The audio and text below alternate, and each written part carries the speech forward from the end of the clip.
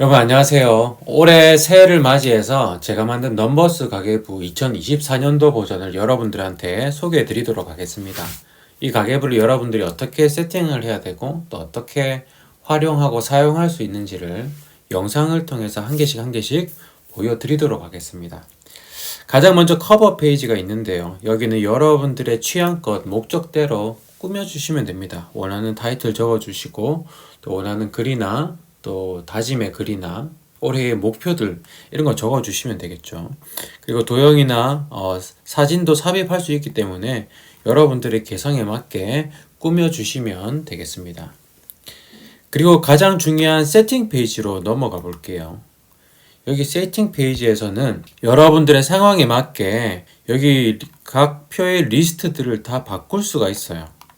여기서 여러분들이 이것들을 수정해 주시면 1월, 2월, 3월, 12월까지의 모든 리스트들이 동시에 한 번에 다 바뀌게 됩니다. 그래서 아주 쉽게 여기 세팅 페이지에서 이 가계부의 모든 리스트들, 항목들을 세팅할 수 있다는 점 알아두시면 되고요. 여러분들이 이 세팅 페이지에서 어떤 것들을 세팅해야 되는지를 제가 리스트를 다 적어 놨거든요. 여기 총 9가지가 있습니다. 여기 4번 표에서 2개가 있기 때문에 총 9가지가 있는데 크게는 3가지예요. 사실 여기 첫 번째는 여러분들 이 리스트들 각 리스트들을 수정해 주시고요. 그리고 두 번째는 여기 이 가계부 입력창에 이런 팝업 메뉴를 만들어 주셔야 돼요. 지금 제가 만들어 놨지만 여러분들이 이 리스트들을 수정하고 나면 수정한 팝업 메뉴를 만들어야 되기 때문에 제가 이걸 알려드릴 거고요. 그리고 세 번째는 이제 초기 자산을 여러분들이 세팅해 주시면 됩니다. 현재 이 가계부를 쓰기 바로 직전의 상태에 여러분들의 자산의 상태를 초기 세팅을 해 주시면요. 여러분들의 자산이 자동으로 계산이 되어서 손쉽게 파악할 수 있게 됩니다. 그래서 요 크게 3가지를 해주시면 되는데 이제 자세하게 한 개씩 한 개씩 하기 이전에 제가 이 가계부가 어떤 원리로 동작을 하게 되는지를 한번 보여드리도록 하겠습니다. 이걸 보고 수정을 하시면 좀 더 편리할 수가 있거든요. 여기 세팅 페이지의 표의 구성들을 보시면요. 여기 매월 나와 있는 이 표의 구성과 거의 똑같이 만들어 놨습니다. 그래서 여기서 여러분들이 여러 가지 연습들을 해 보셔도 됩니다. 여기서 막 적으셔도 여러분들의 자산에 아무 영향이 미치지 않기 때문에 여긴 그냥 연습하는 곳이라고 생각을 하시면 되고요. 제가 여기서 간단히 보여드릴게요. 우리는 주로 여기 가계부 입력 이 표만 거의 사용할 거예요. 여기 우리가 지출 내역과 수입 내역들 그리고 내 자산이 이동되는 그런 것들을 다 기록을 하시면 나머지는 각 분류에 맞게 알아서 합산이 되고 분석이 되어서 보여주게 됩니다. 그래서 주로 우리가 사용하는 게 이거거든요. 그래서 이걸 잘 알고 나서 여러분들 리스트들 각 항목들을 수정해 주시면 돼요. 제일 처음 여기 수입 분류 이런 거 적겠죠. 우리가 뭐 월급을 받으면 여기 급여라고 선택을 하시고 이 금액을 적어 주시면 됩니다. 300만 원을 적으면 이 표에 급여에 해당하는 모든 금액들을 다 합산을 해서 여기 보여주게 됩니다. 또 급여를 몇 개 더 해볼까요? 급여 여기 또 1,000원 적어주시면 이제 바로 여기 합산이 됐죠. 그리고 여기 보시면 자산 이동이라고 나와 있습니다. 여기가 뭐냐면 우리가 여기 자산 항목들이 있는데 자산이라고 하는 것은 나의 재산을 담아 놓는 작은 바구니들이겠죠. 이 바구니들에서 여기 자산 이동에 보면 마이너스에 내가 급여 계좌를 이렇게 적으면 급여 계좌에 300만 원을 마이너스 하세요 라는 명령어예요. 그래서 마이너스가 깎였죠. 근데 급여는 마이너스가 아니고 플러스가 돼야죠. 제 자산에. 그래서 여기 플러스가 해당하는 곳에 급여 계좌를 적어주시고 하면 어떻게 됩니까? 이번 달에 300만 원이 플러스 되었다고 자산에 나오는 겁니다. 여기도 마찬가지로 급여 계좌에 1,000원이 들어왔습니다. 그리고 이번에는 소비를 해볼까요? 통신비, 스마트폰,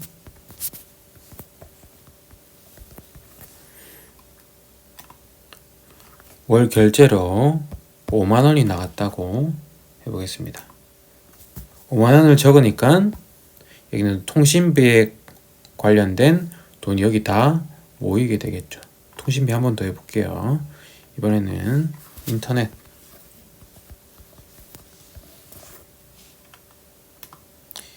인터넷으로 15,000원을 지출했습니다. 그러니까 여기 통신비에 해당하는 것들이 여기다 합산이 돼서 보여주게 되죠. 그리고 지출을 했는데 우리가 보통 지출할 때 결제 수단이 있죠. 스마트폰은 보통 자동 이체를 많이 합니다. 그리고 인터넷은 제가 카드로 하는 걸로 해볼게요. 이렇게 했더니 결제 수단 표에 삼성카드로 15,000원을 이번 달에 썼고요. 그리고 이체를 5만원 했습니다. 그렇죠. 그리고 이렇게 결제한 내용들이 여기 총 합산으로 보여지게 됩니다. 자, 그런데 제가 여기 이체에 관련된 부분 생활비 계좌로 제가 연동을 시켜놨어요. 링크를 시켜놨어요. 이거 뭐냐면 여기다가 생활비 계좌라고 적은 거예요. 이게 여기 제가 자산으로 등록해 놓은 요 문구와 똑같은 문구예요. 연동을 시켜놨더니 보통 이체를 한다는 건 돈이 제 계좌에서 나간다는 거잖아요. 생활비 계좌에서 나가게 해놨더니 여기서 그대로 마이너스 5만원이 자동으로 빠져나가게 됩니다. 그렇죠. 만약에 제가 여기 급여 계좌를 해볼까요? 급여 계좌로 연동을 하면 그러니까 생활비 계좌에서 나갔던 건 다시 없어지고 급여 계좌에서 돈이 나간 걸 볼 수가 있습니다. 그렇죠. 이런 원리로 동작을 합니다. 자, 그럼 이번에는 수입이나 지출 없이 내 자산이 이동하는 걸로 한번 표현을 해볼게요. 자, 급여 계좌에서 생활비 계좌로 100만원을 이동해 보겠습니다. 어떻게 하면 될까요? 일단 100만원. 자, 급여 계좌에서 나가는 거니까 마이너스의 급여 계좌를 써주시면 되고 그리고 생활비 계좌에 플러스 이렇게 해주시면 되죠. 그럼 100만원이 급여 계좌에서 생활비 계좌로 옮겨가게 됩니다. 볼까요? 아까 295만 1,000원이었는데 100만원이 나가고 생활비 계좌에 100만원이 들어가게 되었죠.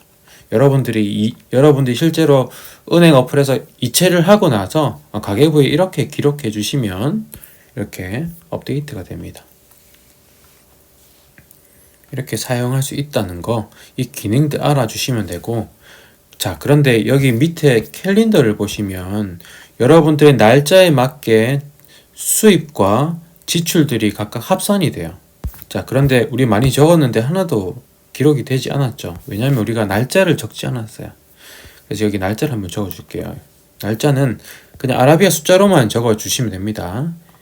1일, 1일, 2일, 2일, 3일.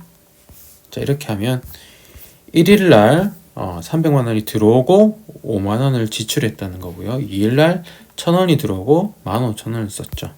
자산 이동은 수입과 지출도 아니기 때문에 여기에 기록되지는 않습니다. 그냥 내 자산이 이동이 된 것 뿐이죠. 이런 원리로 사용이 됩니다. 그리고 또 하나 보시면 여기 밑에 은행 대출 상환, 은행 대출 이자라고 나왔는데 이건 우리가 부채를 다룰 때 좀 더 자세하게 얘기하겠지만 조금 특수한 명령어입니다. 여기 제가 한번 금액을 적어 볼게요. 1,000원 적어 볼게요. 대출의 이름 중에 은행 대출 이 이름을 적고 그 옆에 띄움 없이 상환이라고 적은 다음 금액을 적으면 잔금에서 이만큼 상환을 했기 때문에 잔금에서 이만큼 마이너스가 되는 명령어예요. 상환을 했기 때문에 잔금이 1,000원 까인 거겠죠. 초기 잔금 세팅해 주시고 상환할 때마다 이 명령어로 여기 적어주시면 됩니다. 그리고 이자도 마찬가지. 여기 대출 이름에서 플러스 이자라고 적으시고 20원 적으시면 대출 이자 누적 금액이 나옵니다. 우리가 한 번씩 궁금할 때가 있잖아요. 내가 이만큼 대출을 했는데 지금까지 이 대출을 상환하면서 내가 이때까지 얼마를 이자로 냈지 궁금할 수가 있기 때문에 이렇게 합산되도록 해놨습니다. 자세한 부분은 나중에 대출 부분에서 한 번 더 다루도록 하겠습니다. 그래서 이 부분 특수한 명령어이기 때문에 나중에 잊어먹을 수가 있어요. 그래서 세팅창에 참고용으로 적어 놓은 겁니다. 이 가계부가 이렇게 동작한다는 것을 간단히 이해가 되셨다면 이번에는 우리 세팅을 한번 해보도록 하겠습니다. 제일 처음 자산 항목을 여러분 만들어 주시면 돼요. 여기 있는 이 리스트들을 여러분들의 상황에 맞게 바꾸어 주시면 됩니다. 저는 사실 급여계좌, 생활비계좌, 저축계좌를 한 번에 모아서 그냥 입출금 계좌라고 해서 그냥 간단하게 쓰기는 하지만 어떤 분들이 이렇게 나누어서 쓰실 수도 있기 때문에 제가 나누어 놨습니다. 여러분들이 바꾸어서 사용해 주시면 되고요. 여기 고정 자본들도 여러분들이 사용하시기 편한 대로 사용하시면 됩니다. 근데 여기서 한 가지 유념해 주실 부분은 제가 달러 자산을 제가 넣어 놨거든요. 달러 자산이 어떤 거냐면 제가 예를 들어 볼게요. 제 달러 제사 초기 세팅을 제가 한번 해보겠습니다. 500달러 여기 그냥 숫자만 적히지만 우리가 500달러로 생각을 하시면 됩니다. 500달러 적었지만 적히는 거는 62만 5천 원으로 합산이 되죠. 왜냐하면 이 달러는요 여기 환율과 곱해져서 환산이 되어져서 합해집니다. 마찬가지로 여기도 보면 달러가 500달러지만 합산을 할 때는 여기 환율과 곱해져서 더해지게 되거든요. 여기 함수를 보시면 sum 해서 여기 있는 범위를 다 더하고요. 그리고 더하기 여기 있는 부분과 여기 있는 환율을 곱해서 더해라 이런 함수를 적어 놨습니다. 그래서 여러분들이 이 부분을 나는 달러가 필요 없어 하면서 달러를 삭제하고 다른 걸 적어 주시면 이 부분에서는 달러 환산된 부분이 합산되기 때문에 그렇게는 하면 안 된다는 거 알려드리고요. 달러 안 쓰시는 분은 여기서 이 뒤에 부분을 잘라 주시면 돼요. 그냥 삭제를 해 주시면 되거든요. 이렇게 삭제를 해 주시고 범위를 이렇게 넓혀 주시면 됩니다. 밑에까지 썸에 이렇게 해 주시면 됩니다. 그리고 이 부분도 이 뒤에 부분을 지워 주시고 여기 합산을 여기까지 포함해 주시고 여기 다른 자산을 적어 주시면 됩니다. 그런데 정 불편하지 않으신다면 그대로 놔두시는 것을 추천드립니다. 지금은 달러 자산이 없더라도 나중에 생길 수 있잖아요. 그리고 이 가계부는 한번 구입해 놓으면 평생 쓸 수 있기 때문에 나중에 어떤 일이 일어날지 모르기 때문에 여러분들 그대로 한번 써 보시는 것을 추천드립니다. 그리고 하시다 보면 여러분들이 칸이 더 추가로 필요하신 분들이 계실 거예요.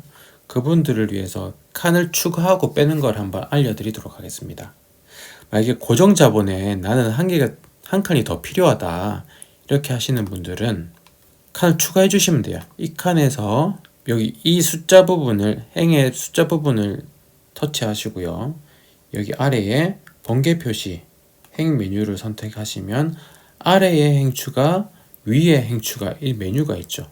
제가 아래에 행 추가를 해보겠습니다. 하면 여기 뭐 예를 들어서 이런 게 적었다고 치고요. 그러면 여기는 함수가 자동으로 위에 것이 나와서 복사가 되어 있어요.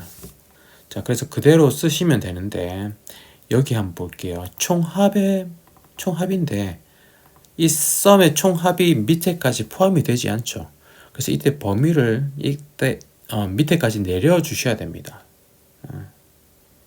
이 부분이 생긴 거죠. 옆에도 마찬가지겠죠. 이 부분에 범위를 아래까지 해야 자산의 총합에 포함이 될 수가 있습니다. 자, 그런데 이게 여러 단계를 거치니까 귀찮잖아요. 그래서 이 방법 말고 좀 더 단계를 줄이는 방법이 있습니다. 다시 돌아가 볼게요. 자, 여기서 똑같이 행 추가를 하되 아래에 추가하지 말고 위에 추가를 해볼게요. 그럼 여기는 함수 자동으로 복사가 됐고요. 여기 이름을 적었습니다. 자, 이번엔 밑에 한번 볼게요. 총합을 볼게요. 이번엔 범위가 다 포함되어 있죠. 이전과 약간 다릅니다. 중간에 우리가 삽입을 했기 때문에 이게 범위를 수정하는 그 수고를 안 거쳐도 되는 겁니다. 그래서 여러분들 추가하실 때 이렇게 중간에 추가해 주세요. 그러면 됩니다. 여기 위에서도 추가하실 때 넉넉하게 중간에 여기 추가를 해주시면 됩니다. 그리고 여기만 추가해서 되는 게 아니고 1월부터 12월까지의 모든 이 리스트에 행을 여러분들이 수동으로 추가를 해주셔야 돼요. 글자는 자동으로 업데이트 되는데 칸은 자동으로 바뀌지가 않습니다. 그래서 아까 여기서 위에 생기게 했죠. 위에 행 추가 하시고 여기 보시면 여기 자동 채우기가 있습니다. 여기 셀 자동 채우기 해서 위에 끄시면 됩니다. 자동으로 업데이트가 되죠. 2월달도 마찬가지. 여기서 이번에는 아래로 내려 볼게요. 아래로 내리면 자동으로 이것까지 다 되네요. 3월달 아래로 자동으로 글자까지 4월달 아래에 추가 자동으로 되죠. 이렇게 해서 5월, 6월, 12월까지 여러분들이 이걸 업데이트를 해주시면 됩니다. 칸을 추가한 만큼. 다시 세팅 페이지로 갈게요. 그리고 또 한 부분 칸을 추가해 주셔야 되는데 여기 세팅 페이지에서 옆으로 가보시면 여기 초기 자산 항목들이 쫙 있습니다. 방금 우리가 고정자본에서 청약 아래 칸에 칸을 추가했죠. 여기도 동일하게 칸을 추가해 주셔야 됩니다. 아래에 행 추가 이렇게 하시면 추가가 됐습니다. 그런데 여러분들 생활하시다 보면 내가 뭐 총무나 이런 역할을 맡았을 때 공금을 가지게 되는 경우가 있죠. 어떤 계좌 하나에 공금을 따로 맡고 있는데 그게 사실은 나의 자산은 아니잖아요. 하지만 그래도 보면서 관리했으면 좋겠다라는 생각이 들어서 적고 싶을 때가 있습니다. 그럴 때 어떻게 해야 되냐면 여기 추가를 할 때 아까 우리가 했던 방법을 써주시면 돼요. 맨 아래에 행을 추가하시면 여기 예를 들어서 공금 이렇게 계좌를 하나 만드시고요. 이러면 합산이 되지 않아요. 나의 자산에. 그쵸? 그래서 이 부분만 따로 보면서 관리할 수가 있습니다. 이렇게 계좌를 만들어 놓으시면 나중에 여기서 공금 이동으로 우리가 표현할 수 있기 때문에 관리할 수 있습니다. 이렇게 활용할 수 있다는 점 알려드립니다. 이렇게 해주시면 1번 자산 항목 만들기가 완성이 되었습니다. 여기 아래에 있는 주식, 코인, 부동산 부분은 나중에 투자 부분을 다룰 때 저희가 더 자세히 알려드릴 텐데 여기는 웬만하면 건드리지 않으시는 것을 추천드립니다. 나중에 다시 한번 말씀드릴게요. 자, 그러면 1번 자산 항목을 만들었습니다. 똑같은 방법으로 수입 소분류 항목, 지출 소분류 항목도 여러분들이 만들어 주시면 돼요. 여기 수입 항목들 만들어 주시고요. 그리고 지출 항목들도 똑같이 여러분들의 상황에 맞게 만들어 주시면 됩니다. 혹시 칸이 더 추가가 필요하실까봐 제가 여기 이렇게 놔뒀는데 여러분들이 쓰시면 되고 만약에 나는 칸이 필요 없다, 깔끔하게 줄이고 싶다 하시면 여기 행에 그 다음 행 메뉴에 들어가셔서 여기 삭제를 눌러주시면 됩니다. 여기 삭제. 아니면 여기에 한 번 더 눌러주시면 행 삭제 있죠. 이렇게 삭제하셔도 되고요. 만약에 여기서 삭제하셨다면 동일하게 1월부터 12월까지 다 삭제를 해 주시고요. 그리고 결산 부분에도 이 부분이 있어요. 똑같이 이 부분도 삭제해 주시고요. 그리고 누적 데이터도 보면 저희가 매년 월 평균을 얼마인지 파악하는 이 표가 있거든요. 그걸 차트로도 보여주고 있고 여기서도 동일하게 삭제해 주시면 됩니다. 그리고 칸이 필요하시다면 이전에 했던 것과 똑같이 중간 부분에 행을 추가하셔서 여기 써주시면 되겠습니다. 그리고 마찬가지로 1월에서 12월까지 다 행을 추가해 주시고 누적 데이터의 표와 그리고 결산 부분의 표 여기도 똑같이 행을 추가해 주시면 됩니다. 지출 항목도 마찬가지고요. 여기서의 또 한 가지 또 유념해야 될 부분은 여기도 달러 부분이 있습니다. 달러 수입 부분이 있기 때문에 합산을 할 때는 여기 또 환율을 곱해가지고 합산을 한다는 점. 그래서 달러 수입은 여러분들이 건드리지 않으시면 되겠습니다. 여기 달러 소비도 여기 한 가지 더 있죠. 이 부분 있다는 거 알아두시면 되겠습니다. 그렇게 수입 소분류와 지출 소분류를 여러분들이 잘 고민해 보시고 다 만드신 다음에는 이번에는 결제수단 항목을 만들어 보겠습니다. 결제수단에는 신용카드가 있겠죠. 제일 처음 신용카드 여러분 있는 만큼 적어 주시고요. 그리고 체크카드도 적어 주시고요. 체크카드가 한 개만 있는 분도 있고 두 개만 있는 분도 있고 저는 두세 개 있지만 그냥 체크카드는 한 번에 몰아서 한 계좌에서만 나가기 때문에 그냥 체크카드로 해서 쓰는데 또 여러 계좌에서 체크카드가 나가시는 분도 계시겠죠. 그러시는 분은 또 체크 따로 하시면 됩니다. 예를 들어서 카카오 체크 신한 체크 이렇게 하시면 되고 신용카드는 꼭 신용카드라고 옆에 추가로 적어주세요. 그리고 체크카드는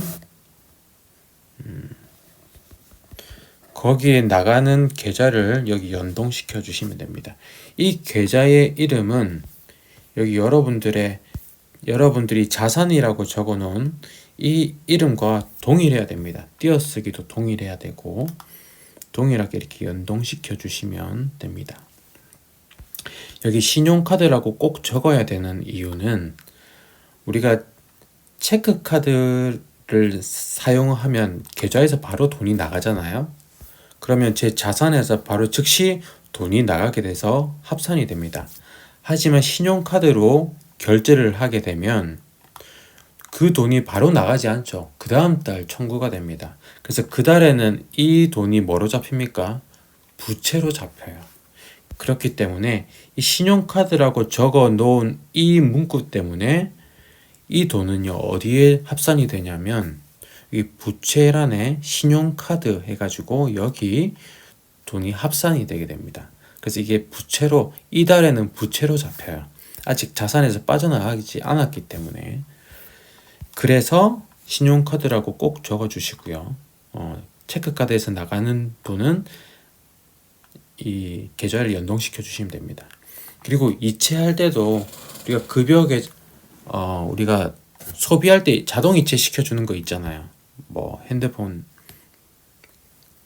뭐 인터넷이나 또 뭐 공과금 이런 거 자동 이체 많이 하잖아요. 자동 이체를 시켜 놓는 계좌로 연결해 주시면 됩니다. 만약에 그런 계좌가 여러 개 있다, 이체하는 계좌가 여러 개 있다 하시면 이체 1, 이체 2 해가지고 또 연동시켜 주시면 되겠죠.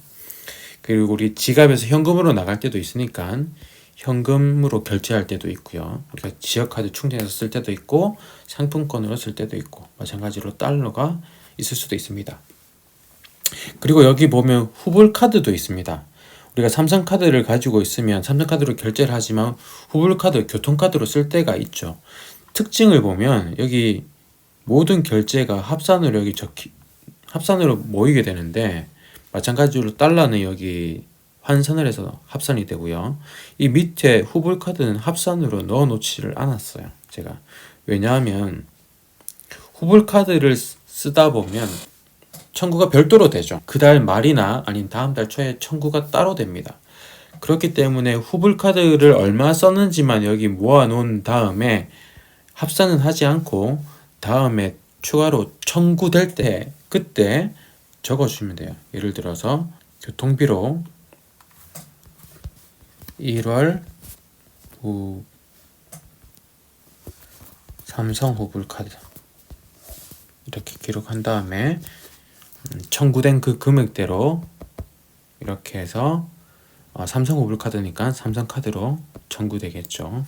이렇게 따로 청구를 해주면 딱 계산이 맞아져요. 이렇게 합산이 되지 않았다는 점 여러분 알아두시면 됩니다. 후불카드 한 개만 쓰신다면 이 칸은 지우시면 되겠죠. 마찬가지로 여기 지우시면 1월부터 12월까지도 다 지워주시면 되고 반대로 추가하시면 1월부터 12월까지 이게 다 추가해 주시면 됩니다.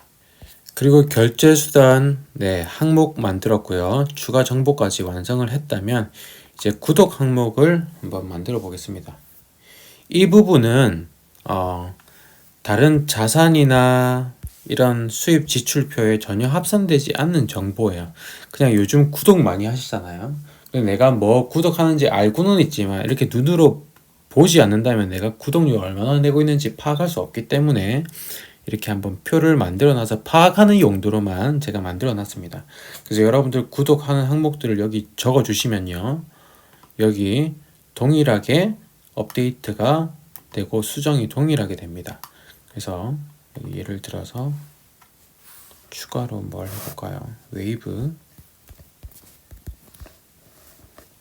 이렇게 추가하시면 1월 달에도 저절로 추가가 됐죠. 2월 달도 12월 달 추가가 됩니다. 그래서 여기서 여러분들이 금액을 내가 얼마 구독료를 내는지 이렇게 적어 주시면 됩니다. 뭐 디즈니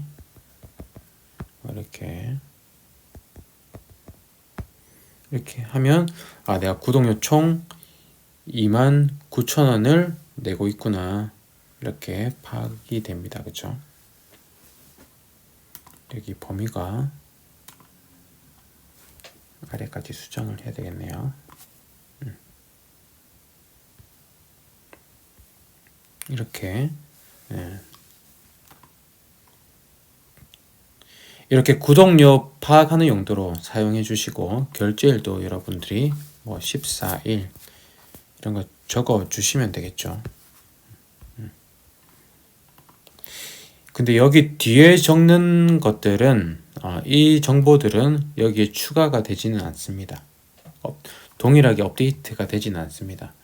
왜냐하면 어떤 달은 넷플릭스 결제할 때도 있는데 어떤 달은 안 할 때도 있잖아요. 근데 연동시켜 놓으면 1년 내내 똑같아지기 때문에 연동을 시켜 두지 않았어요. 그래서 만약에 이렇게 세팅을 하셨다면 이걸 복사하셔 가지고 1월 달이 시작될 때 붙여넣기 해주시면 됩니다. 그리고 수정된 거 있으면 여기서 또 수정하시고 또 붙여넣기 해서 쓰시고 이렇게 사용하시면 됩니다.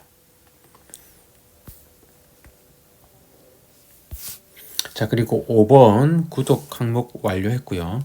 이번에는 아주 중요한 팝업 메뉴 만드는 걸 해보겠습니다. 팝업 메뉴가 뭐냐면 여기 보시면 여러분들이 이렇게 클릭하시면 이렇게 선택할 수 있는 메뉴가 나오는 거 이게 팝업 메뉴입니다.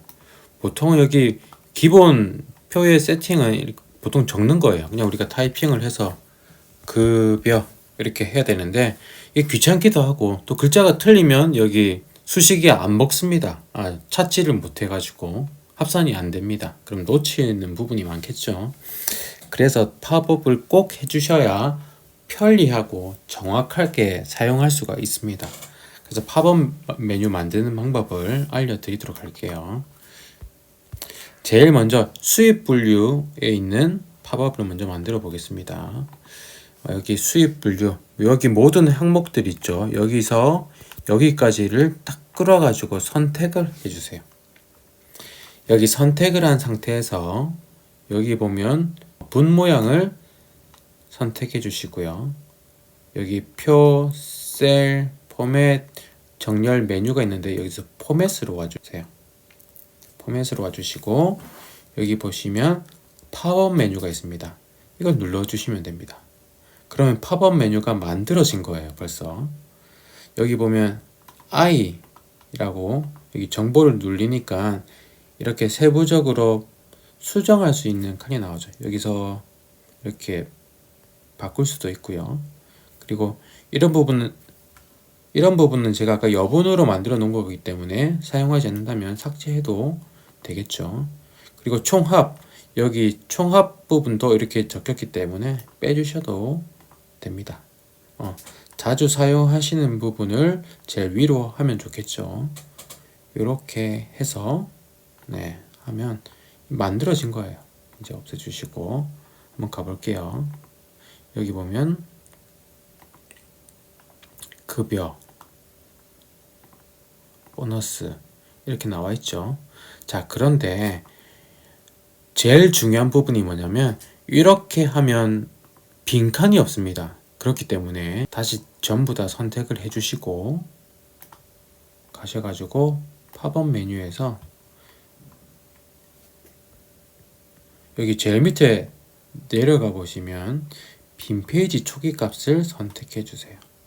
자, 이렇게 해주시면 이제 한 개를 클릭해 보겠습니다. 한 개 클릭해 보시면 제일 위에 없음이라는 칸이 있죠. 그쵸? 이렇게 나왔습니다. 자, 그러면 이번에는 이 처음에 기록된 이것을 한 번 더 선택을 해 주셔서 복사하게 해 주세요. 복사하고 이 부분에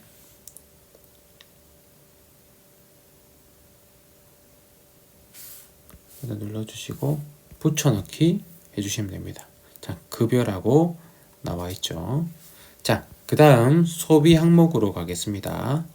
소비 항목 여기도 해주셔야 되죠. 마찬가지로 처음부터 끝까지 다 선택해 주시고 붓을 선택해 주시고 팝업 메뉴를 선택해 주시면 됩니다. 그리고 제일 밑에 가셔서 빈 페이지로 초기 값을 설정해 주시고요. 여기 보시면 여러분들이 자주 사용하는 항목들이 있어요. 예를 들어서 식비 이런 거 자주 사용하잖아요. 이런 걸 제일 위로 미리 세팅을 좀 해주세요. 뭐 카페, 그쵸? 그리고 또 뭐가 있습니까? 마트, 편의점, 교통비, 주유비. 여러분들이 자주 사용하는 항목들을 위로 하면 터치했을 때 제일 위에 나오니까 여러분 조금 더 편리해지시겠죠. 이렇게 여러분들이 고민해서 수정을 좀 해주시고요. 다 됐으면 지우시고 한번 가보겠습니다.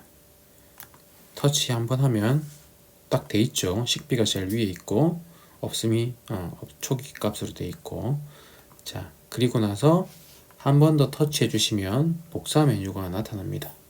그리고 소비 항목에 가셔서 한 번 더 눌러 주셔서 붙여넣기 하면 이렇게 됩니다. 그리고 이번에는 여기 결제 수단 제가 해볼게요. 이건 제가 미리 해놨던 거기 때문에 여러분들이 수정한 팝업 메뉴를 다시 복사해서 붙여 넣는 과정입니다. 자, 여기서 결제 수단도 마찬가지로 다 선택하시고 똑같은 방법으로 팝업 메뉴, 그리고 맨 아래에 빈 페이지 초기값, 그리고 자주 사용하는 카드 위로 해주시고 이렇게 편집해 주시고 닫으시고, 그리고 한 번 더 터치하셔서 복사 메뉴, 우리가 붙여넣기 하는 곳에 한 번 더 터치하셔서 붙여넣기. 됐습니다. 자, 이번에는 자산도 해볼게요. 자산도 마찬가지로 처음부터까지 선택하셔서 팝업 메뉴, 자주 사용하시는 것들 위로 이렇게 올려주시고 빈 페이지 초기화 해주시고 닫으시고, 이 중에서 하나를 아무거나 하나 복사하셔도 돼요. 아무거나 복사 하시고, 여기 한 번 더 터치하셔서 붙여넣기, 여기도 한 번 더 터치하셔서 붙여넣기. 좀 이렇게 5개가 이렇게 나와 있어야 됩니다. 자, 그리고 여기서 먼저 서식을 한번 정리해 줄게요. 여기 급여랑 통신비는 앞으로 쏠려 있는 텍스트였기 때문에 여기서도 앞으로 돼 있는데, 이렇게 그대로 사용하셔도 되고, 중간으로 모으면 예쁘니까 여기서 셀에 들어가셔서 텍스트 서식을 여러분들이 원하는 대로 해주시면 됩니다. 저는 중간으로 모으는 걸 좋아하기 때문에 이렇게 했고요. 그리고 금액은 보통 뒤로 정렬이죠. 금액은 뒤로 정렬 해주시고 이렇게 했습니다. 자, 그러면 한 줄이 완성이 이 완성은 아니지만 한 줄 이렇게 다 채웠습니다. 그리고 하나씩 터치하셔서 없음으로 만들어 주세요. 없음. 초기 값은 항상 없음, 빈칸이어야 하기 때문에 없음으로 다 만들어 주신 다음에 이번에 여기서 모든 위에 셀을, 방금 완성한 셀을 다 선택을 해 주십시오. 선택을 해주면 셀 동작이라고 나오죠. 마찬가지로 여기 밑에 있는 이걸 터치하셔도 됩니다. 셀 자동 채우기를 선택하신 다음에 쭉 내려주세요. 끝까지 이렇게 하시면 이제 방금 만드신 팝업 메뉴가 아래도 똑같이 복사가 돼서 채워 넣어졌습니다. 이 완성이 된 거예요. 이런 방식으로 하게 됩니다. 사실 하려면 이 한 줄만 있어도 돼요. 이제 이 방식으로 어떻게 하느냐, 여기 이제 날짜까지 해서 이제 한 줄을 완전하게 다시 한번 복사를 해주세요. 복사 한번 터치하시면 복사하고 1월로 갑니다. 이제 1월에 있는 이 표를 여러분들이 만든 팝업 메뉴로 다 채워줄 거예요. 여기 날짜 아래 메뉴 아래 부분에 해서 끝까지 선택을 해주십니다. 끝까지 선택을 다 해주시고요. 이런 메뉴가 뜨죠. 붙여넣기 해주면 됩니다. 그러면 여러분들이 만들었던 팝업 메뉴가 그대로 다 채워져 있어요. 그쵸? 이런 방법으로 2월달도 지금 복사가 되어 있는 상태니까 클립보드에 그대로 또 다 선택을 하셔서 붙여넣기 해주시면 되고요. 3월달도 마찬가지로 다 해주시면 됩니다. 이렇게 12월달까지 다 복사 붙여넣기로 만들어 주시면 이렇게 여러분들이 편리하고 정확하게 사용하실 수가 있습니다. 근데 하다 보면 이제 뭐 카드도 바뀌고 또 뭐 이런 것도 바뀌고 좀 수정이 될 거예요. 그러면 그때마다 여기서 여러분들이 수정을 해주시면 됩니다. 세팅창에서 먼저 수정을 해주는 걸 하는 걸 추천드립니다. 여기가 기준인 거예요. 수정을 어떻게 하느냐, 여기서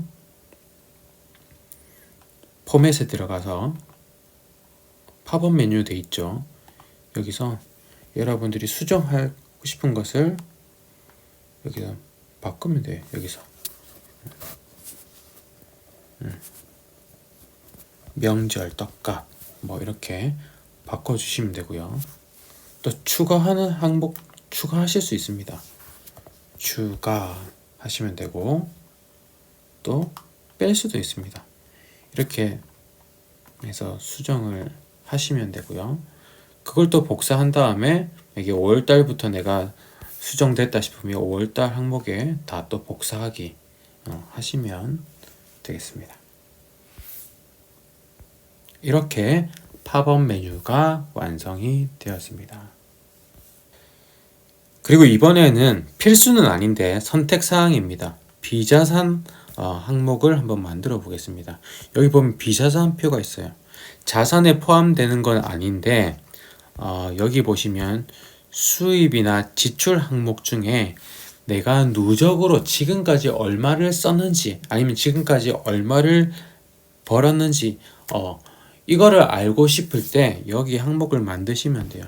저는 예를 들어서 보험이나 연금 같은 경우 내가 지금까지 보험을 얼마나 넣었는지 궁금하다 싶어 가지고 보험 항목을 넣었습니다. 여기 소식을 보시면 여기에 나와 있는 리스트 중에 보험이라고 적혀 있는 부분에 금액을 더하라 이런 명령어거든요. 그럼 여기 보험 납입된 이번 달에 납입한 금액이 적히겠죠.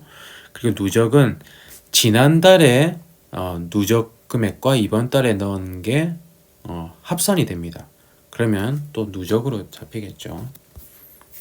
이렇게 해서 이런 걸 볼 수 있는 또 따로 볼 수 있는 이런 표고요.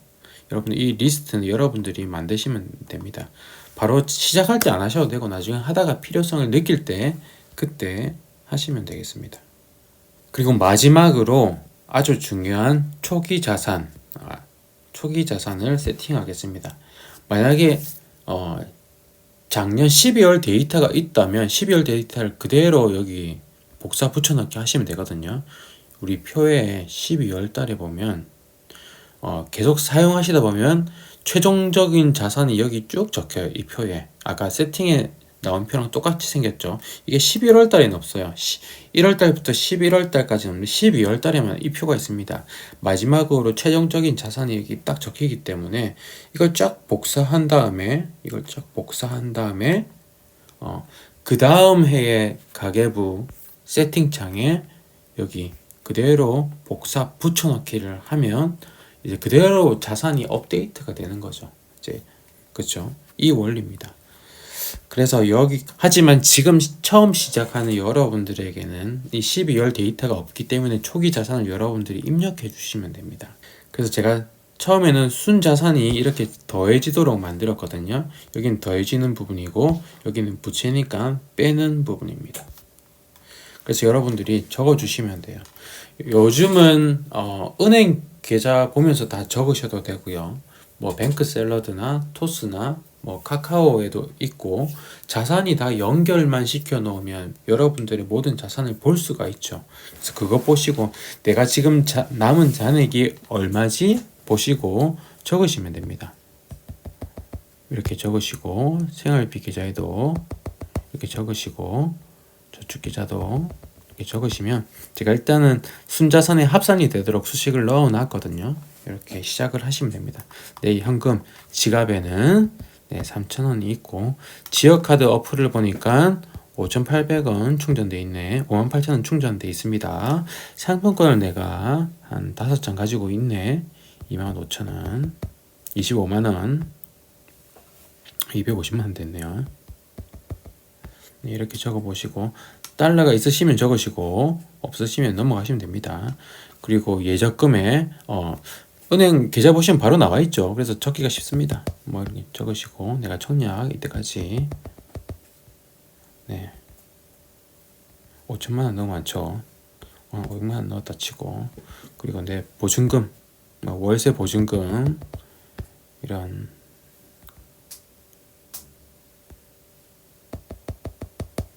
뭐 대충 1,000만 원 정도 좋고요. 그리고 투자를 하시는 분이라면 평가 자산도 적어 주시면 좋습니다. 이제 주식 증권 어플을 보시고 내 주식이 지금 평가 자산이 얼마인지 여러분들이 시작할 때 그때 평가 자산을 적어 주시면 됩니다. 뭐 500만 원 이렇게 적어 놓을게요. 부동산도 있으시면 그 자산의 가치를 적으시면 되겠죠. 우리 집이 여기다. 뭐 이렇게 해주시면 됩니다. 그리고 위에 보니까 여기는 평가 자산인데 여기 보면 똑같이 주식, 코인, 부동산이 있지만 투자금이 있습니다. 내가 얼마나 투자했는지를 적는 곳이에요. 내가 얼마나 투자했는지를 알고 또 지금 평가 자산이 얼마인지를 알면 투자 수익금이 나올 수 있고 투자 수익률이 나올 수 있잖아요. 그래서 가계를 보면서도 나의 투자금과 투자 평가금, 수익금, 수익률을 다 우리가 파악을 할 수가 있습니다. 그렇기 때문에 내가 지금 얼마나 투자했는지를 한번 여러분 보시면 되겠습니다. 해서 뭐 이렇게 적어 주시면 되겠습니다.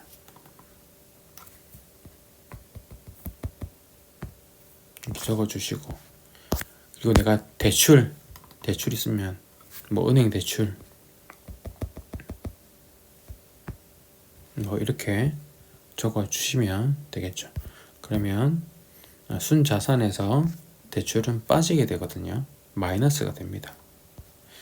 그리고 내가 이자를 얼마 냈는지 모르시면 사실 안 적어도 상관없습니다. 그래도 내가 궁금하고 계속 쓰고 싶다면 이런 것도 적어 주시면 좋겠죠. 뭐 지금까지 150만원 냈다 해주시면 계속 업데이트가 됩니다. 업데이트가 될 수 있으니까 이렇게 투자 초기금을 적어 주시면요.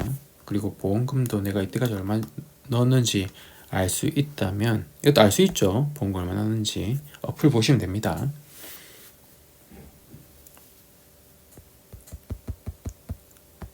그리고 연금도 얼마나 부었는지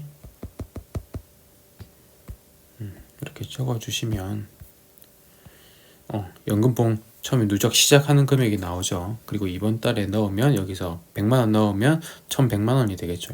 이런 원리로 다 이렇게 잡히게 됩니다.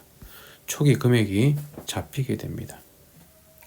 1월달로 가볼까요?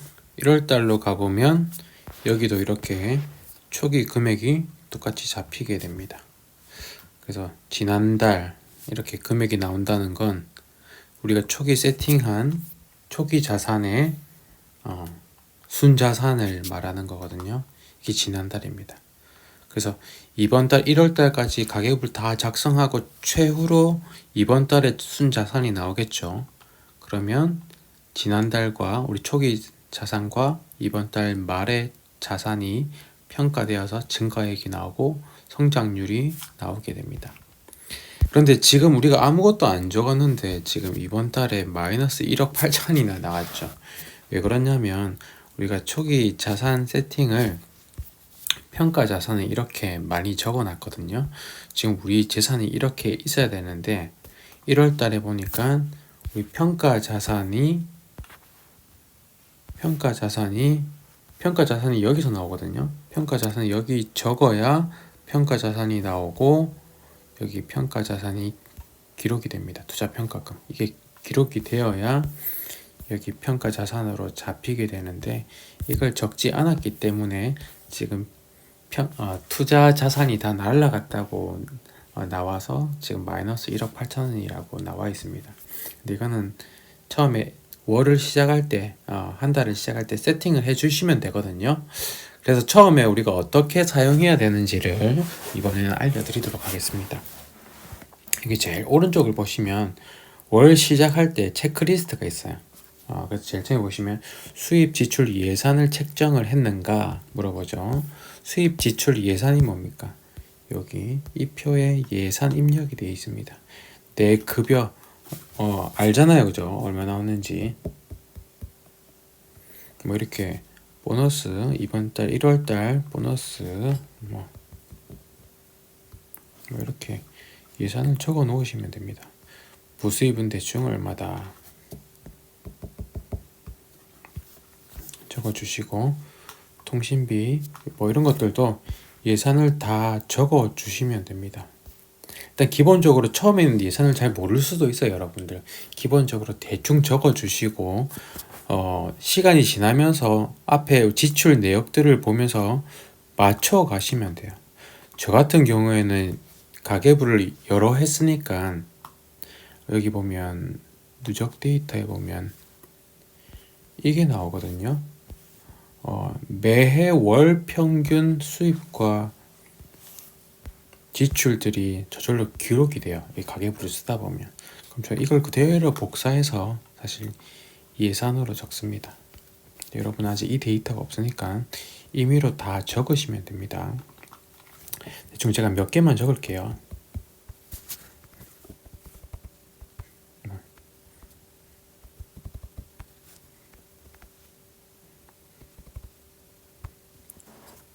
이렇게 쭉 다 적어 주시면 되고요. 이 특수 비용 같은 거는 잘 모를 때도 있으니까 이런 건 꼭 안 적어도 되고요. 적을 수 있는 만큼 다 적으시면 됩니다. 다 적으셨다면 체크리스트 체크하고, 그리고 가계부 입력 표 포맷 완성하기, 이걸 말하는 거예요. 우리가 아까 팝업 메뉴에서 다 만들었잖아요.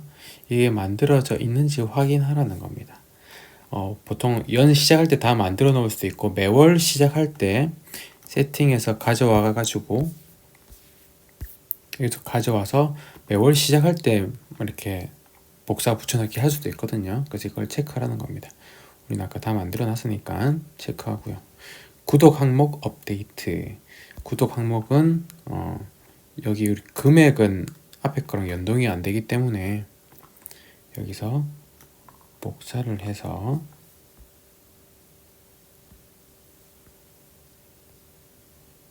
붙여넣기 하면 됩니다. 그렇죠? 근데 이번 달에 나는 넷플릭스 구독 끊었다 싶으면 여기서 삭제하면 되죠. 삭제 이렇게 하면 되고, 이렇게 업데이트 해주고요. 그리고 투자 평가 종목별 평가액 업데이트, 이걸 꼭 해주셔야 됩니다. 투자하시는 분이라면 꼭 해주셔야 됩니다. 난 투자 안 한다 하면 이건 넘어가도 돼요. 투자하신다면 내가 지금 가진 종목 아무거나 적어볼게요. 삼성전자 개수 지금 20개, 월말 주가 계산하기 쉽게 10만원 할게요. 월말 주가라고 제가 적어놨지만 현재 주가 저는 적어주시면 됩니다. 현재 주가 적어주시면 자동으로 평가 금액이 되죠. 왜 월말 주가라고 제가 적어놨냐면 제가 지금 1월 1일일 때는 1월 1일에 주가 적어주시고, 1월 15일이면 15일에 주가를 15일에는 주가가 떨어졌어. 그러면 항상 이렇게 내가 업데이트 할 수 있겠죠. 근데 월말 되니까 1월 31일 되니까 이게 12만원으로 올랐다 하면 이거 그대로 월말에는 이게 그대로 박제가 되는 거예요. 그래서 1월에 내 순자산이 이 평가 금액을 다 합한 게 적히기 때문에 이렇게 보시면 됩니다. 그리고 예수금에도 얼마 있겠죠. 예수금 할 때는 여기 개수는 그냥 1 적어주시고, 예수금 남은 예수금 이렇게 적어주시면 됩니다. 그리고 해외 주식 구입할 수도 있겠죠. 예를 들어서 애플을 15개 정도 가지고 있다 칠까요? 얼마로 할까요? 한 150달러. 이건 달러로 그대로 하면 됩니다. 달러로 하면 이게 두 개 곱해져서 달러로 가치가 나와요. 평가 금액이 나오고 이게 그대로 환산이 됩니다. 환산되는 기준은 제가 적어놓은 환율이에요. 지금 1250으로 제가 기본 세팅 그냥 해놨는데 요즘은 1250원 아니죠. 1300원으로 바꿀 수 있습니다. 이 환율도 계속 바뀌기 때문에 여러분들이 항상 업데이트 알고 싶을 때마다 업데이트 하시면 됩니다. 1300원이라면 이렇게 자동으로 1300원으로 환산이 되죠. 이게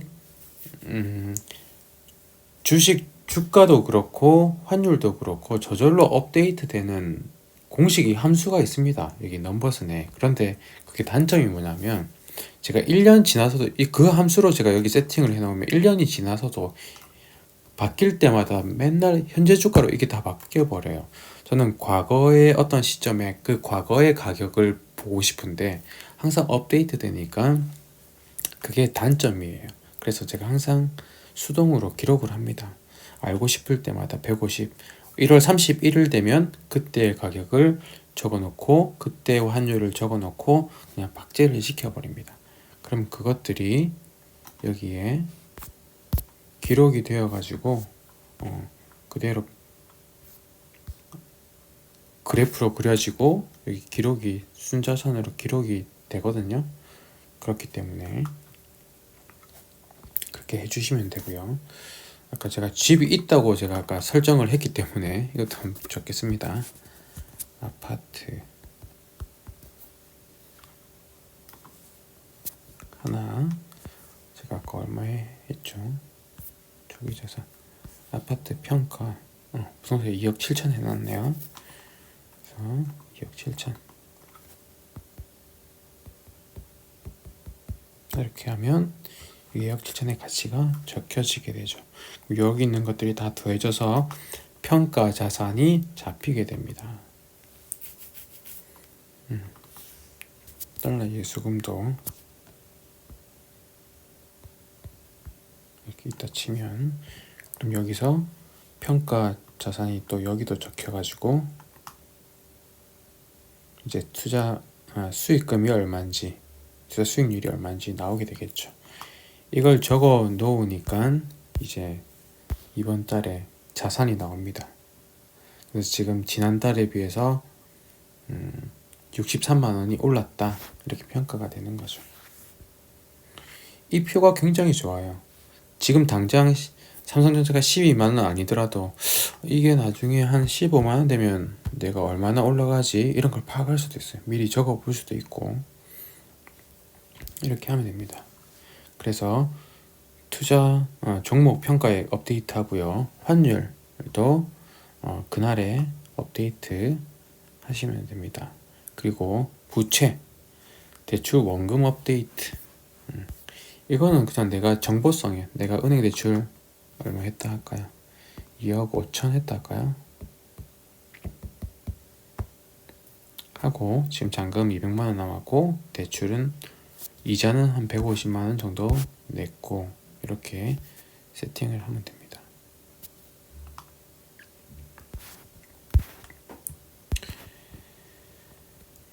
이렇게 해서 사용 방법을 제가 알려드리도록 할게요. 월 시작에는 이렇게 그래서 세팅만 해주시고 이제 시작을 하시면 됩니다. 이렇게 월 시작의 체크리스트를 다 체크하시면 이제 시작을 하면 됩니다.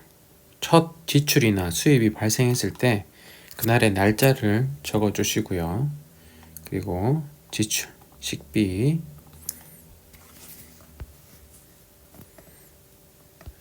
버거킹 금액 9,800원 결제수단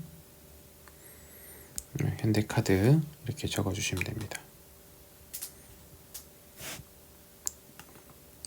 그리고 또 그 다음날 또 적어주시면 이렇게 쭉 적으시면 됩니다.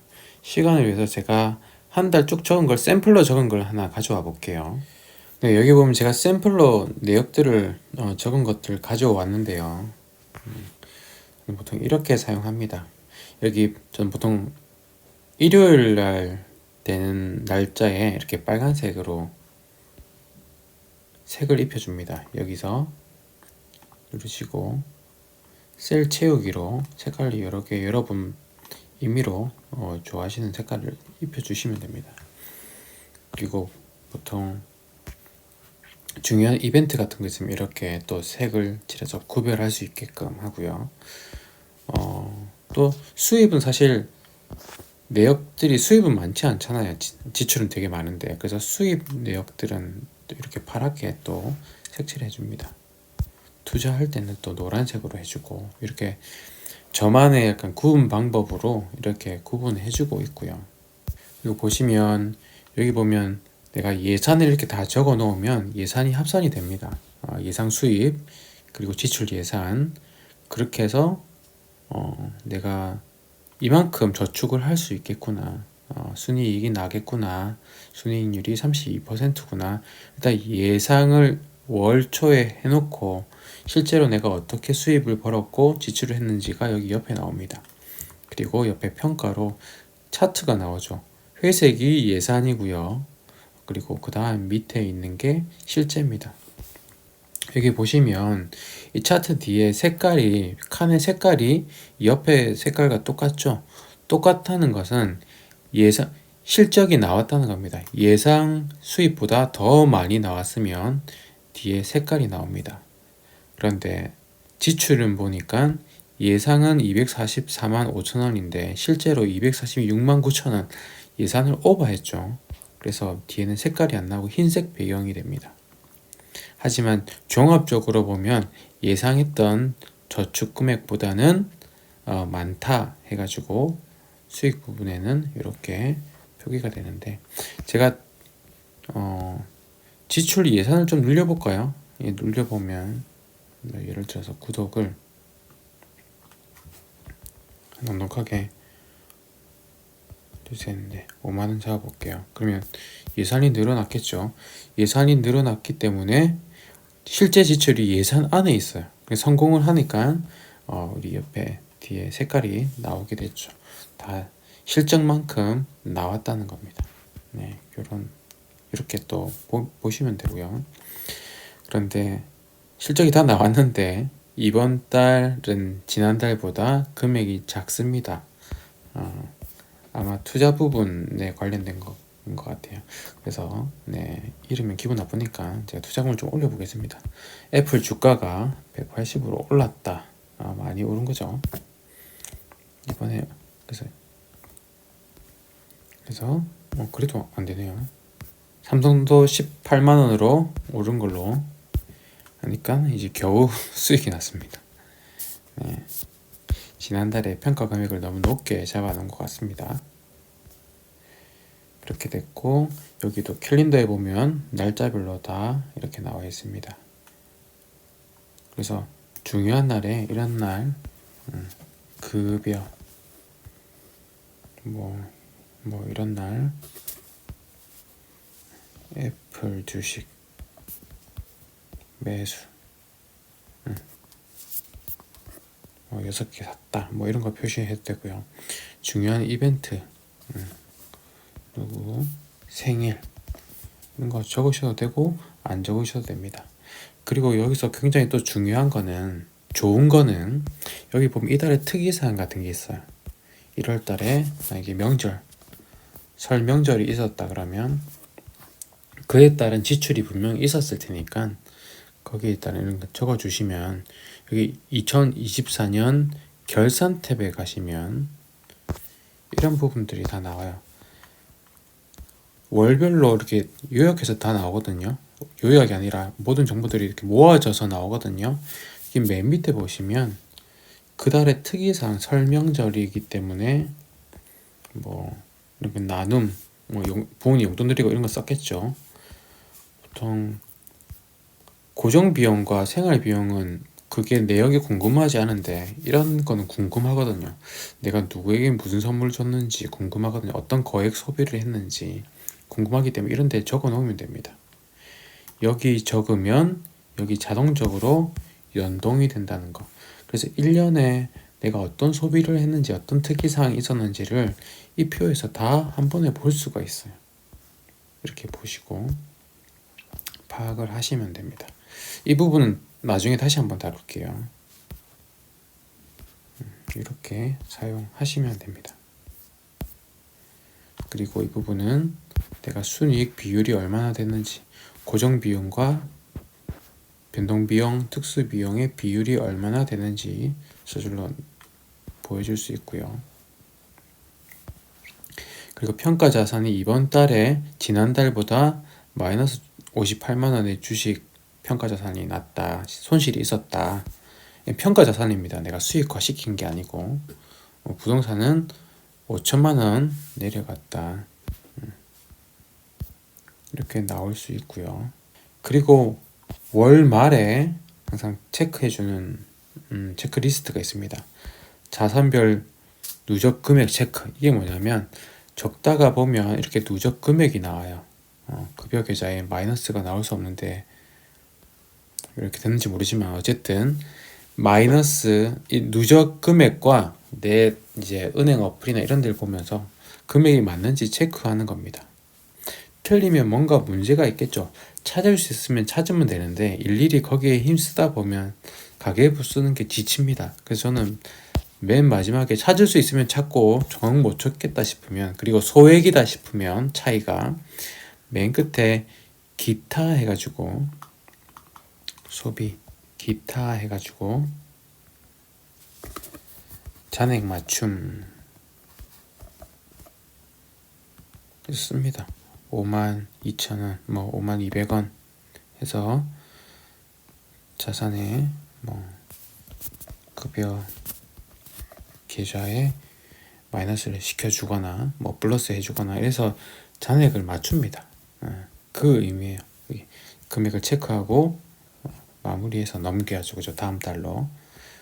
그리고 지출 결제 수단 캘린더 금액 체크. 이게 뭐냐면 여기는 모든 지출이 다 적히게 되겠죠. 결제하니까. 그리고 이 금액과 실제 지출 이 금액이 같아야 됩니다. 저는 지금 뭔가 문제가 있어서 제가 다른 데서 이 내역을 가져왔기 때문에 안 맞아요. 근데 이것과 이게 맞아야 됩니다. 그리고 여기도 총지출 맞아야 되겠죠. 근데 저는 좀 안 맞는데 지금은 원래는 맞아요. 그래서 이 부분 한번 체크해보고 이런 것들을 통해서 내가 뭐 빠졌나 이런 걸 체크해 볼 수 있다는 겁니다. 이게 틀리면. 그리고 어떤 거는 이런 부분도 있죠. 제가 공적인 일에 제 카드를 결제를 한다면 공적인 일이기 때문에 제 개인 지출 항목으로는 잡히지 않을 거지만, 하지만 카드를 썼기 때문에 카드 내역은 잡힐 수가 있어요. 그럴 때는 요 부분이 틀리겠죠. 그럴 때는 여기 코멘트를 적거나 아니면 이런 데 빈칸에 코멘트를 적어 주시면 이런 부분에 차이가 있다 하면 파악하는데 쉬울 수 있겠죠. 이렇게 체크를 해주시고요. 그리고 항목별 평가, 이게 뭐냐면 이렇게 보통 수입보다는 지출에 많이 사용을 하는데 저는 월말에 이렇게 평가를 합니다. 여기 고정비용은 거의 고정비용으로 나오겠지만 변동비용에서 내가 줄일 수 있는 부분은 줄여야 되거든요. 근데 예산은 10만 원인데 6만 원 썼다면 잘한 거죠. 이것도 잘한 겁니다. 그런데 주유비 같은 경우에 내 예산은 15만 원이었는데 16만 원이다. 많이 썼네 하는 부분을 제 스스로 평가를 해가지고 색상을 바꿔줘요. 이렇게 스스로 평가를 합니다.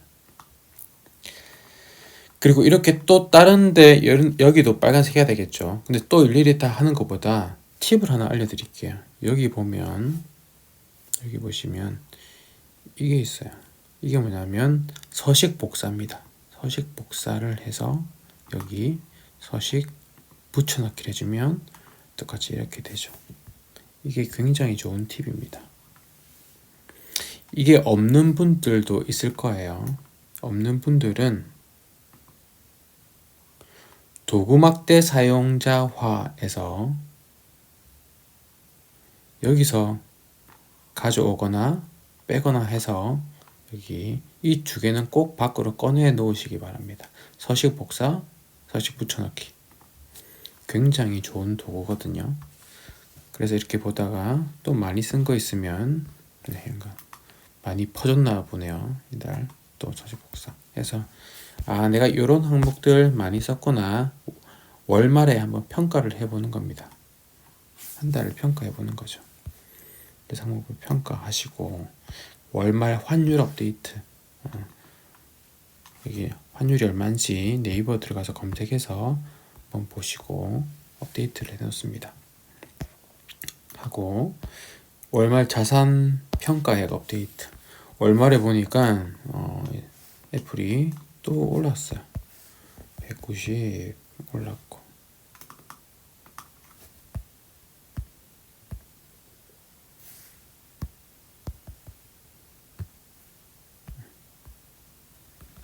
삼성전자도 19만 원으로 올랐고 아파트도 보니까 네, 조금 올랐어요. 이렇게 오른 걸 마지막으로 기록해 주시면 이제 1월 달에 평가가 마무리되죠. 그리고 이달 결산, 누적 데이터 업데이트, 이게 뭐냐면 이렇게 하면 이제 1월 달이 마무리가 되는데 여기 이달 누적 데이터에 데이터 탭에 가면 이런 표가 있습니다. 2024년 방금 1월 달이었죠. 1월에 이 칸을 다 채워주시면 돼요. 근데 이걸 어떻게 채우냐면 여기 결산에 가시면 2024년 결산 1월 달 데이터가 자동으로 이렇게 업데이트 되어 있습니다. 이거를 드래그해서 복사를 합니다. 복사 누르시고요. 아까 누적 데이터 탭에 가셔서 여기 첫 칸에 눌러주시고 한 번 더 눌러주시면 붙여넣기 해서 여기서 공식 붙여넣기가 아니라 간만 붙여넣는 겁니다. 간만 붙여넣으면 이렇게 완성이 되죠. 이게 어떻게 되냐면 이 데이터를 통해서 여기 표가 하나씩 그려집니다. 표가 하나씩 그려져요. 그래서 이게 나중에는 표가 하나씩 그려져서 여기까지 완전히 표가 완성이 되는 거죠. 이거 완성하려고 저희가 가계부 쓰는 겁니다. 이거를 오랫동안 쓰면 어떻게 되냐면 제가 보여드리겠습니다. 제가 샘플 데이터를 가져왔는데 제가 4년 동안 썼던 거에서 데이터를 몇 개 바꿔가지고 네, 이렇게 나왔어요. 여기 보시면 제가 2020년부터 기록했던 거에서 좀 숫자를 좀 바꿨습니다. 저의 그대로의 자산은 아니고요. 그래서 여기 다 한 달 한 달 아까 그런 방식으로 다 기록을 하고 했더니 이런 그래프가 나오는 겁니다. 그렇죠? 그리고 여기 이렇게 메모도 해요. 특별히 어떤 이벤트가 있었는지, 투자 시작을 한 날, 뭐 어떤 이벤트가 있었는지, 그리고 투자에 대한 차트도 따로 나와 있거든요. 투자 일지죠. 뭐 이렇게 매수한 날, 큰 이벤트가 있었던 날, 안 좋았던 날, 호재, 악재 이런 것도 적고, 또 그 밑에 있는 차트는 저의 이제 급여와 지출들, 수입 지출들입니다. 이 부분이 순이익, 저축이죠. 그리고 이 부분이 지출입니다. 지출과 순이익을 더하면 나의 수입이 나와요. 그게 메뉴에 적힌 이 숫자고요. 내 수입은 이 높이만 보면 알 수 있고요. 그리고 내가 얼마나 많이 썼는지, 또 많이 쓴 날은 내가 왜 많이 썼지 궁금하니까 이런 메모도 남기는 겁니다. 이사 가고, 장비 사고, 여행 가고, 이날은 수입이 많았네? 연말 보너스를 탔구나. 이런 걸 기록합니다. 그리고 점점 내가 조금씩이라도 연봉이 올라가고 있구나. 이렇게 느낄 수도 있고요. 그리고 여기를 기록하면 매년 요약표에 여기 자동으로 합산이 됩니다. 2020년 총 수입이 얼마였는지 이렇게 연간 비교할 수 있고요. 그리고 연간 지출과 저축률과 여기는 그래서 총 내가 얼마 벌었고 썼고 모았는지를 볼 수가 있습니다. 저축률이 43%구나 볼 수가 있고요. 그리고 월 평균 2020년에 월 평균 월급 이런 것들 아까 그 항목들에 대한 월 평균도 이거 보면 이거는 저절로 나오는 게 아니라 우리가 매년 마지막 달 마지막 일에 업데이트를 해주면 돼요. 여기 결산에 보시면 여기 월 평균으로 나와 있거든요.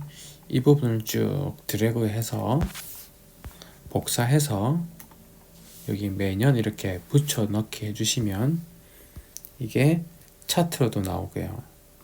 이렇게 차트로 식비는 점점 내가 이렇게 잘 줄이고 있구나. 매년 간식도 잘 줄이고 있구나. 이런 걸 볼 수가 있어요. 파악할 수 있고. 그리고 이게 기록이 되면 저절로 이건 기록되는 거니까 이것이 차트로 보여지게 됩니다. 항상 숫자만 이렇게 많이 쓰면 눈에 안 들어오거든요. 그래서 나의 수입이 점점 늘어나고 있구나. 지출은 잘 줄어들고 있구나. 투자 이 해에는 투자를 이만큼 했구나를 볼 수가 있습니다. 그래서 순이익, 내가 저축을 점점 요만큼이나 했구나. 네, 여기에 나오게 되죠. 이걸 위해서 저희가 매월 이런 걸 기록하고 또 이거를 결산한 데이터를 여기 누적 데이터에 모아서 하는 겁니다. 결국은 이 그래프 보려고 하는 거죠. 내 인생에 내 자산이 얼마나 증가했는가, 어떻게 증가했는가, 거기는 어떤 일들이 있었는가를 한눈에 보기 위해서 우리가 가계부를 쓰는 겁니다. 제가 그래서 커버 페이지에 이렇게 적은 거예요. 나를 기록하기로 결심한다. 기록하면 내 삶이 보이고 차트로 보이는 거죠. 보이면 바꿀 수 있습니다. 제가 보니까요. 보니까 이런 지출과 이런 것들을 보니까 지출을 줄여갈 수 있더라고요. 투자가 어떻게 진행되는지 보니까 투자를 더 할 수가 있더라고요. 나를 기록하는 작은 행동 하나하나가 나를 변화시킨다. 그래서 나는 오늘도 기록한다. 저는 이렇게 다짐을 적어봤습니다. 이렇게 보시고 월을 마무리하시면 되고요. 그리고 이달의 특이사항도 여러분들이 그 달에 뭐가 있었는지 혹시 놓친 부분 있으면 적어주시면 2024년 결산 부분에 이렇게 적히게 됩니다. 이렇게 적히게 됩니다. 이렇게 월을 마무리해 주시면 됩니다. 그리고 이렇게 한 달이 마무리가 되면 그 다음 달로 이제 넘어가서 또 하시면 되는데, 저는 하다가 제일 처음에는 이렇게 1일부터 31일까지 차례대로 순차적으로 적었는데 어느 순간부터 이런 방법도 굉장히 좋더라고요. 먼저 제가 고정 수입과 고정 지출을 제일 위에 먼저 이렇게 적어 놓습니다. 그리고 나서 기록을 하는 거예요. 그렇게 되면 그 다음 달에 어떻게 하면 될까요? 제가 이 부분을 복사를 한 다음에 그대로 다음 달 넘어가면 붙여넣기를 하면 되는 겁니다. 근데 미리 이렇게 벌써 집행이 돼 있으니까 셀 동작 세워주기로 일단 없애놓고 시작을 하는 거죠. 셀 동작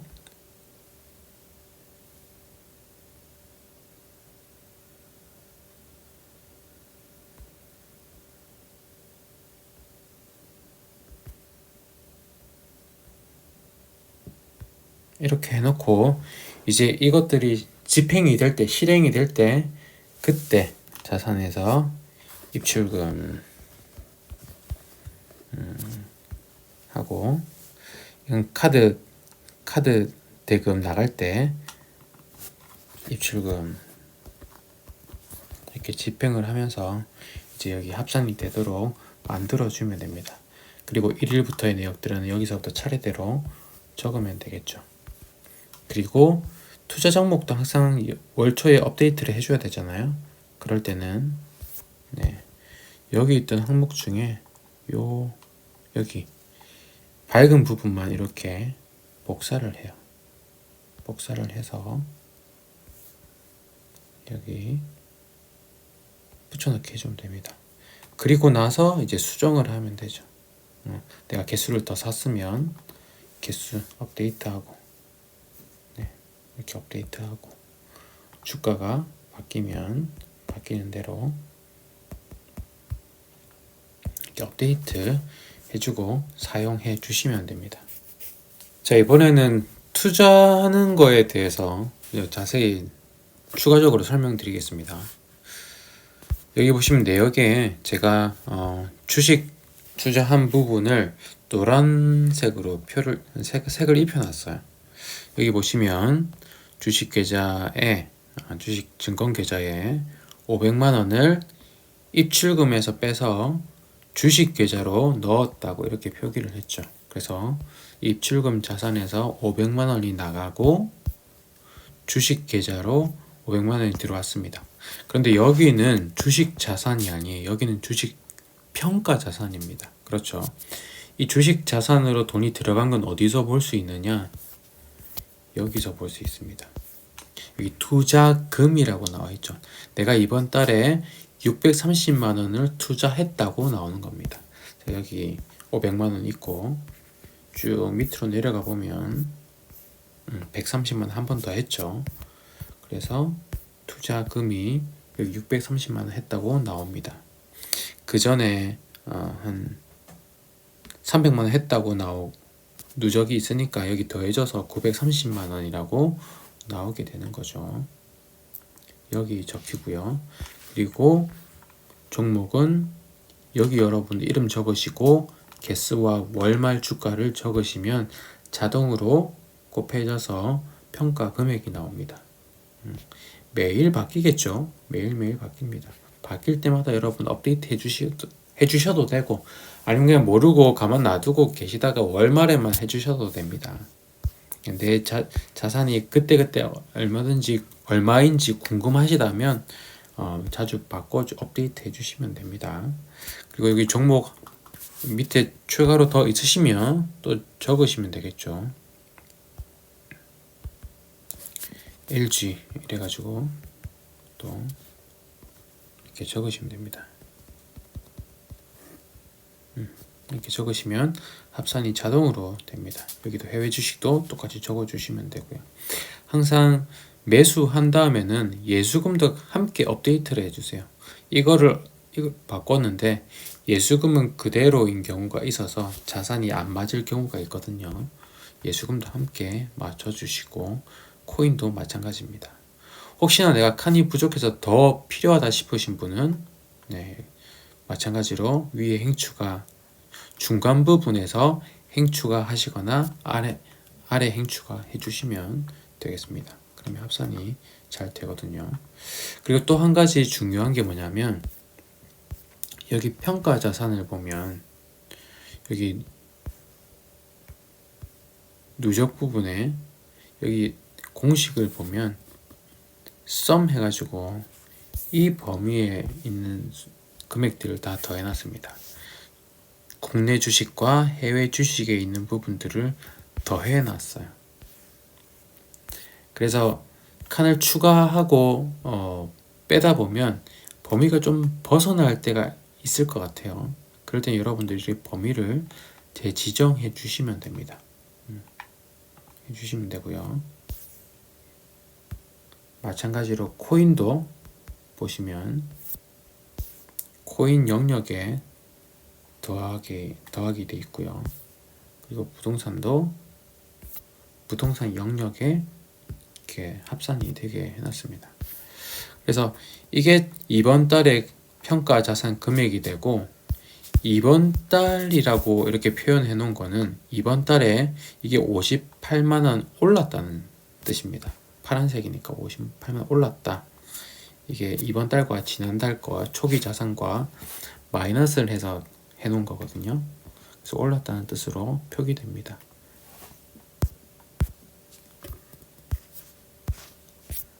그래서 투자 부분은 여러분들이 이렇게 활용해 주시면 되겠습니다. 여러분들이 여기서 칸을 추가하거나 뺐다면 그 다음 달에 업데이트도 할 때도 칸을 추가한 다음에 복사 붙여넣기를 하시면 더 편리하게 하실 수가 있습니다. 그리고 여러분 누적 투자금이 여기 적히게 되고요. 평가금이 여기 적혀서 내가 지금 수익금이 이만큼이나 났구나 이렇게 확인을 하시면 됩니다. 지금 이거는 제가 다 임의로 적었기 때문에 말도 안 되는 비상식적인 수치가 나온 거고 제가 이렇게 실적은 낸 거는 결코 아닙니다. 그리고 이번에는 부채에 관해서 한번 알려드리도록 하겠습니다. 이 부분 어떻게 사용하느냐, 여기 대출 원금은 여러분들이 임의로 수기로 항상 매월 업데이트 해주시면 돼요. 원금을 알아야 내가 지금 얼마나 갚았는지 파악이 되니까 원금을 적어주시고 또 세팅에 지금까지 내가 잔금이 얼마나 남아 있는지를 해주시면 적어주시면 잔금이 나옵니다. 아까 2억이라고 초기 세팅이 되어 있었는데 여기 보면 맨 아래에 제가 은행 대출 상환 55만원 이체로 했습니다. 그래서 지출 항목에도 대출 상환이라는 항목이 있어요. 제가 입으로 잡아놨고요. 이걸 지출로 그냥 잡은 겁니다. 그래서 여기 보면 은행 대출이라는 이름을 먼저 여기 적으시고요. 상세 내용에 적으시고요. 그 다음에 상환이라는 글자를 바로 붙여서 적으시면 이 55만원이 여기 잔금에서 빼기 55만원이 되는 겁니다. 그래서 저절로 잔금이 업데이트가 되는 거고요. 마찬가지로 내가 이때까지 150 초기 이자가 누적 이자가 150만원이라고 세팅을 했다면 지금 이번 달에는 얼마를 한 겁니까? 이자를 30만원 더 낸 거예요. 은행 대출 이자 30만원이 이체되었기 때문에 총 180만원이 된 거죠. 이자 적을 때도 마찬가지예요. 은행 대출이라는 대출 이름을 적으시고요. 대출 이자를 붙여서 적으시면 아까 그렇게 누적 항목에 여기다가 합산이 됩니다. 만약에 내가 여기 은행 대출이라고 안 하고 세팅에 가서 얘기를 해야 되겠네요. 처음에 세팅창에서 이게 세팅 페이지입니다. 은행 대출이라고 안 하고 디딤돌 대출을 했다고 해볼까요? 디딤돌 대출. 그러면 1월 달에도 디딤돌 대출로 바뀌겠죠. 그러면 여기에 뭐라고 적어야 될까요? 디딤돌 대출 이름으로 빼니까 아까 상환한 거랑 이자가 합산되지 않았죠. 그 이유는 우리가 은행 대출이라고 적었기 때문에. 그래서 이번에 여기서 디딤돌 대출 상환이라고 적게 되면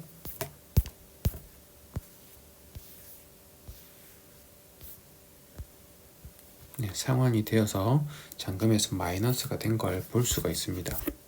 이자도 마찬가지겠죠.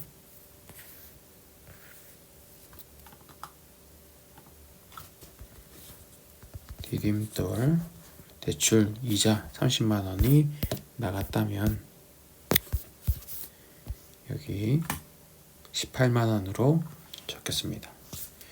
그리고 제가 앞쪽에 이거를 지출 항목으로 잡아놨기 때문에 지출 항목에도 이번 달에 상환으로 얼마가 나갔는지 이자로 얼마가 나갔는지 나오게 되죠. 이렇게 됩니다. 그리고 이자 지금까지 얼마 냈는지 알고 싶다면 여기 연금 대신 이자라고 세팅하면 되겠죠. 세팅창에 가서 만약에 보험 나 연금은 더 이상 안 궁금하고 이자 알고 싶어 하면 이자 초기 금액 세팅해 주시고 여기 이자 비자산 항목 세팅해 주시고 여기 보면 이자 30만원 플러스 돼서 이때까지 이자 얼마 냈는지 여기 나옵니다. 네, 나오게 되죠. 이것과 별개로 지금 이건 초기 세팅이 달라서 이렇게 금액이 다른 거고요. 이렇게 볼 수 있다는 거 알아두시면 됩니다. 이렇게 여러분들 대출이나 또 부채가 있으시면 이 표를 활용하시면 됩니다. 없으시면 활용 안 하시면 돼요. 네, 그래서 있을 때 활용하시면 되고요. 신용카드 대금은 월 초에서 월 말까지 모든 신용카드의 대금이 여기 있는 신용카드의 대금이 다 잡히게 됩니다. 여기로 잡히게 됩니다. 이 원금이 잔금이죠. 신용카드는. 그래서 여러분들이 신용카드에 꼭 신용카드라고 추가 정보를 적어 주시면 됩니다. 여기 카드 이름 적고 신용카드 적으면 여기 합산된 모든 금액들이 대출, 부채로 잡히게 됩니다. 그래서 여기 잡혀진 총 부채의 금액은 여기 자산에서 부채를 뺀 금액으로 순자산으로 잡히게 되죠. 그리고 2월이 넘어가게 되면 이제 신용카드 금액이 새로 잡히기 때문에 1월에 신용카드 여기 부채가 다시 리셋이 돼요. 사실 아직 카드 대금이 나가지는 않아서 카드 대금이 14일날 나가는 걸로 세팅되었다면 1일에는 아직 나가지는 않았지만 이 신용카드 대금은 다시 리셋이 되겠죠. 그 부분만 그냥 알고만 계시면 됩니다. 그리고 2월 달에 신용카드 합산들이 여기 다시 부채로 잡히기 시작합니다. 그리고 이런 기록들이 결산으로 모아지게 돼요. 모아지게 됩니다. 그리고 이걸 복사하셔서 누적 데이터 여기 그 달에 맞는 곳에 여기 복사 붙여넣기를 해주시고 이제 이것을 계속 반복해 주시면 결국에는 아까 같은 멋진 그래프가 보여지게 될 겁니다. 여러분들의 생활이 그래프로 차트로 보여지게 되고 또 그걸 보면서 여러분들 내가 열심히 살았구나 아니면 내가 좀 더 노력해야 되겠구나 다짐하면서 삶의 방향을 수정하면서 열심히 살아가는 여러분들이 되길 바랍니다.